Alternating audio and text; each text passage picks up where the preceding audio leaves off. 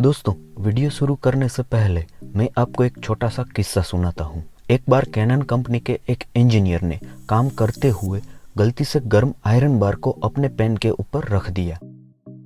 कुछ देर बाद उसने देखा कि आयरन बार की गर्मी की वजह से पेन की इंक अपने आप बाहर आ रही थी। बाद में उस इंजीनियर ने इसी सिद्धांत पर काम करने वाले इंकजेट प्रिंटर की शोध की। इस तरह साइंस में भी शोध और प्रयोगों के दौरान होने वाली गलतियां हमें बड़े बड़े आविष्कार करने में मदद करती है। आज हम इस वीडियो में जानेंगे गलती और अनजाने में हुए कुछ फेमस आविष्कारों के बारे में। तो चलिए इस ज्ञान यात्रा को शुरू करते हैं। सबसे पहला और सबसे फेमस आविष्कार है पोटैटो चिप्स। पोटैटो चिप्स ये शब्द सुनते ही हमारे मुंह में पानी आ जाता है। जनरली पोटैटो चिप्स को साइड डिश या फिर नाश्ते के रूप में सर्व किया जाता है।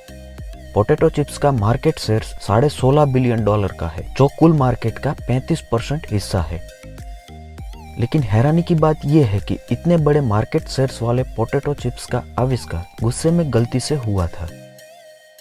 पोटैटो चिप्स का आविष्कार अगस्त 24, 1853 में न्यूयॉर्क में स्थित सैरेटोगा रेस्टोरेंट के शेफ जॉर्ज क्रम ने गुस्से में किया था।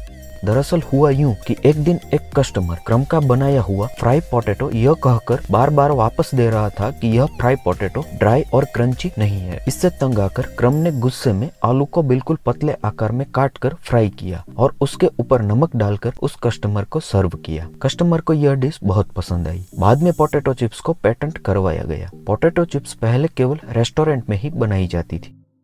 पोटैटो चिप्स के साथ जुड़ी एक और इंटरेस्टिंग बात आपको बता दें कि इन चिप्स को नाइट्रोजन गैस के पैकिंग में इसीलिए बेचा जाता है क्योंकि चिप्स क्रंची रहे और उसके टुकड़े ना हो। शुरुआती दिनों में इसे टीन के कंटेनर में पैक करके रिटेल स्टोर पर बेचा जाता था। Vulcanized rubber. 19वीं सदी की शुरुआत से ही प्राकृतिक रबर को ऐसे रबर में बदलने की कोशिशें जारी थी जो लंबे समय तक चले और मौसम की असर उस पर ना हो।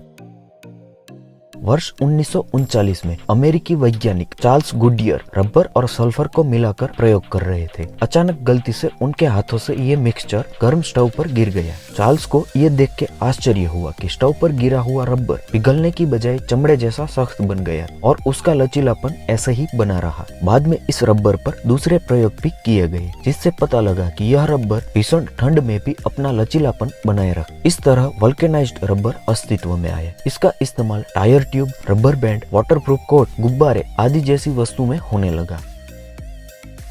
वल्केनाइजेशन एक रासायनिक प्रक्रिया है और इस प्रक्रिया से बने रबर को वल्कित रबर कहा जाता है। Coca Cola. ये एक ऐसी कार्बोनेटेड सॉफ्ट ड्रिंक है जो दुनिया के 200 से भी ज्यादा देशों में बेची जाती है। सालाना 1.8 बिलियन लोग इस सॉफ्ट ड्रिंक को पीते हैं। इसका मैन्युफैक्चरिंग अमेरिका जॉर्जिया के अटलांटा में स्थित द कोका कोला कंपनी द्वारा किया जाता है। दुनिया भर में कोका कोला के करीब 900 प्लांट हैं, लेकिन इतनी बड़ी सॉफ्ट ड्रिंक का आविष्कार भी गलती से ही हुआ था। कोका कोला का आविष्कार 19वीं सदी के अंत में जॉन स्टीथ पेम्बरटन द्वारा गलती से किया गया था। दरअसल वो एक फार्मासिस्ट थे और सिर दर्द का इलाज करने के लिए कोला नट और कोका की पत्तियों को मिलाकर एक दवाई बना रहे थे। उनके लैब असिस्टेंट ने संयोगवश कोला नट और कोका की पत्तियों को कार्बोनेटेड वाटर से मिला दिया। इस मिक्सचर को पीने से सिर दर्द पर तो कोई असर नहीं हुआ, पर इसका स्वाद एकदम लाजवाब लगा। इस तरह जन्म हुआ कोका कोला का। शुरुआती दिनों में कोका कोला सिर्फ दवाइयों की दुकानों में ही मिलती थी। आश्चर्य की बात यह है कि नॉर्थ कोरिया और क्यूबा दुनिया के ऐसे 2 देश हैं जहां Coca Cola soft drink ban है। टेफ्लॉन। टेफ्लॉन एक ऐसी चीज है जिसका इस्तेमाल हमारे रोजमर्रा के जीवन में कई जगहों पे होता है। जैसे कि अगर पानी का पाइप लीकेज कर रहा हो तो टेफ्लॉन टेप से उसे बंद किया जा सकता है। टेफ्लॉन के आविष्कार के बारे में बात करें तो ये भी पहले के 3 आविष्कार की तरह गलती से ही खोजा गया था। सन 1938 में वैज्ञानिक रॉय जे प्लंकेट क्लोरोफ्लोरो रेफ्रिजरेंट बनाने का प्रयास कर रहे थे। एक बार उन्होंने जैसे ही अपने प्रयोग सैंपल की बोतल को खोला तो उन्होंने पाया कि प्रयोग में इस्तेमाल होने वाली गैस गायब और इसके बदले में बोतल के अंदर की साइड में मोम जैसी सफेद परत जम गई थी। जो एकदम फिसलनदार थी। रॉय को इस चीज के बारे में जानने की जिज्ञासा हुई तो उन्होंने पाया कि इस पदार्थ में हीट और केमिकल्स के लिए काफी रोधक क्षमता थी। बाद में इसका इस्तेमाल non stick cookware, pots, equipment और पेंट जैसी चीजों में होने लगा। Microwave oven.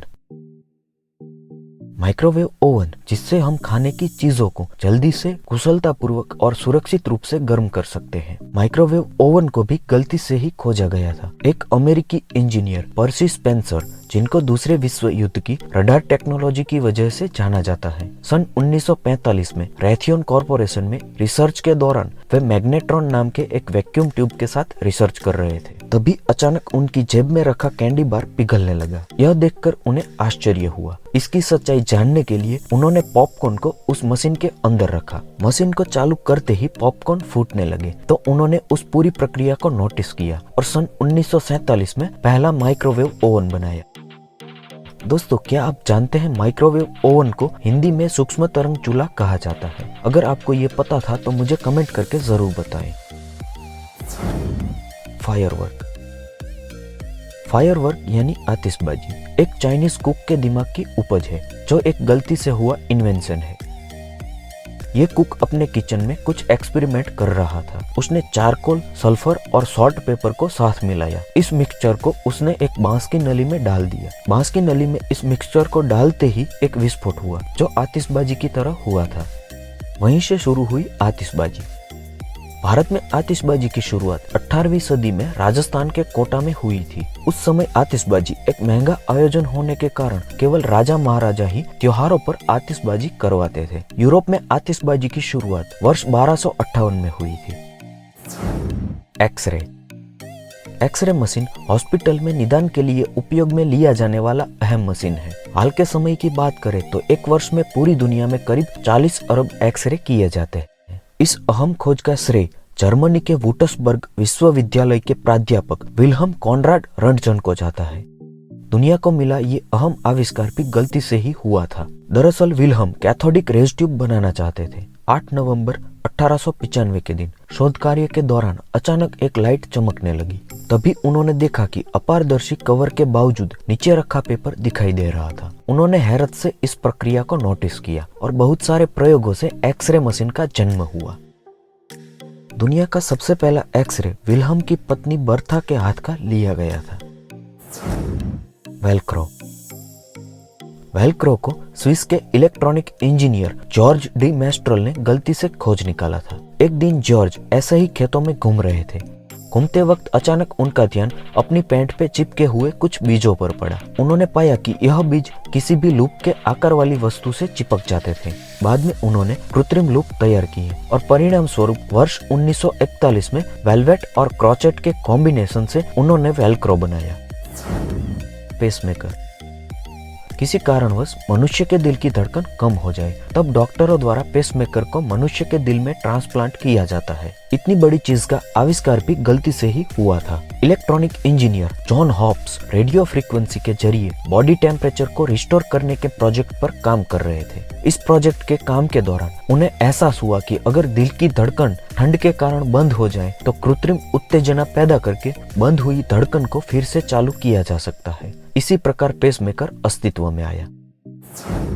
पेनिसिलिन।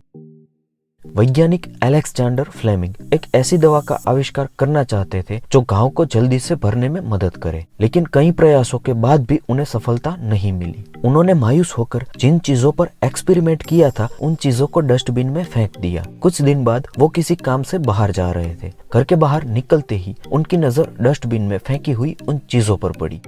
जब उन्होंने नोटिस किया तो पाया कि वहां आसपास के बैक्टीरिया समाप्त हो रहे थे। फ्लेमिंग द्वारा फेंकी गई उन चीजों से पेनिसिलिन का आविष्कार हुआ। दोस्तों, आज के लिए बस इतना ही। अपने स्वास्थ्य का खूब सारा ध्यान रखें। धन्यवाद। आपका दिन शुभ रहे।